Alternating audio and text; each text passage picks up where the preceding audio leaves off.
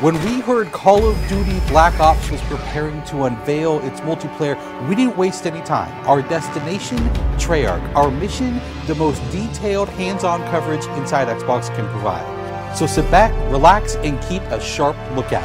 Every feature you hear about in this preview has never before been done in a Call of Duty game.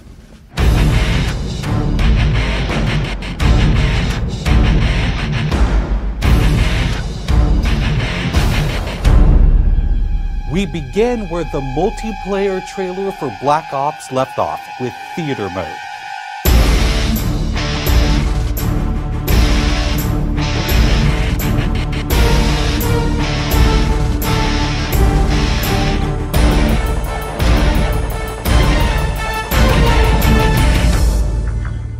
Dan Bunting explains. You can switch the camera from any player's perspective in both first person and third person. You can detach the camera and go into free cam mode, which allows you to fly anywhere on the map, basically. It's really interesting when you pause the game and go into free cam, you just see all the particle effects just in their full glory, just frozen in time, and it makes some really awesome footage.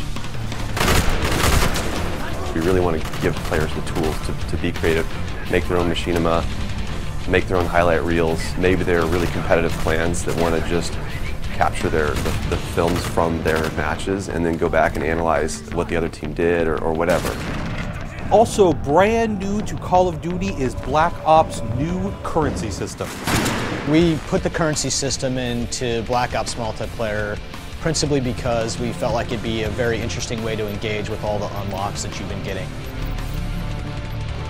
So one of the things that's really fun about currency is instead of being specifically told at a specific level what you're going to get, we're unlocking features by level, but then once the feature is unlocked, you can purchase any component of that feature with the currency directly. Of course, when you got a little currency jingling in your virtual pockets, nothing feels better than putting it on the line against your fellow players. Say hello, everyone, to wager matches. When we were developing the wager match game modes, we went through a whole bunch of ideas to find the 4 that we were going to use to ship inside the game. And really, if it wasn't people screaming in joy and frustration when they were sitting around the office playing, it wasn't good enough to be a wager match. Wager matches are all free-for-all modes, and they exist separately from the standard playlist. They include game modes like Gun Game, where you're in a race to score a kill with 20 different weapons, beginning with pistols and advancing through ever more explosive weaponry. It's extremely rewarding for us as a design team to put something up there that people are reacting to really well and it's slightly different than what they get, and everyone loves the core game, and you have to be very careful when you're finessing the core mechanics of the game. But wager matches let us kind of get our creativity flowing and do some things that you're not normally used to, and then spin them up in unique ways and combine things in ways that you haven't seen before, that you never really thought of, and that wouldn't be appropriate for the core game but are completely appropriate for wager matches. While the classic Call of Duty challenge system is still very much in place, Black Ops is also adding a new feature called contracts.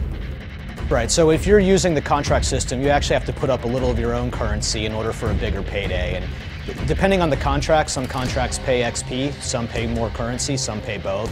But they're all time limited, and it's game time limited, so you have to go to work to accomplish that contract within the time period in order to get paid. It's different from the challenges, in so much that the challenges some players like to use very aggressively, and they map out their path through the challenge system in order to maximize their XP gains, in order to level faster.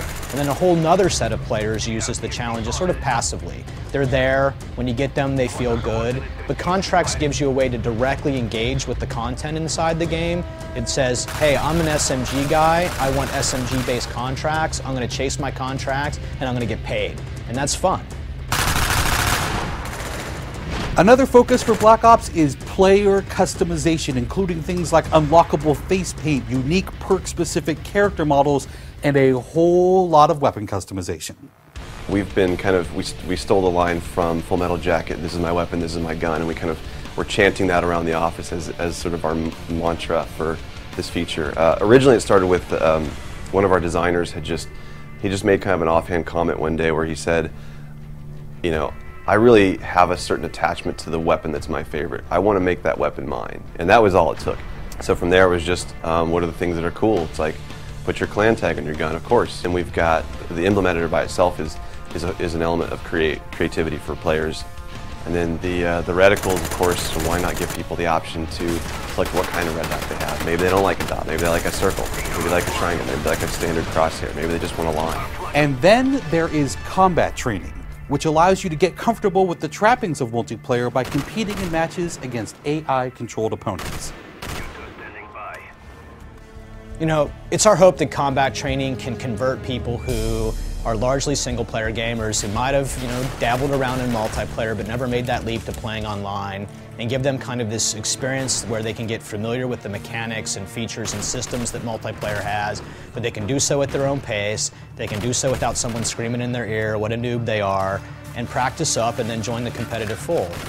Experienced players could use combat training to practice up on a particular weapon, a particular tactic, or a particular map. So we think it appeals to both audiences, but most directly, it was designed to help new players get into the mix.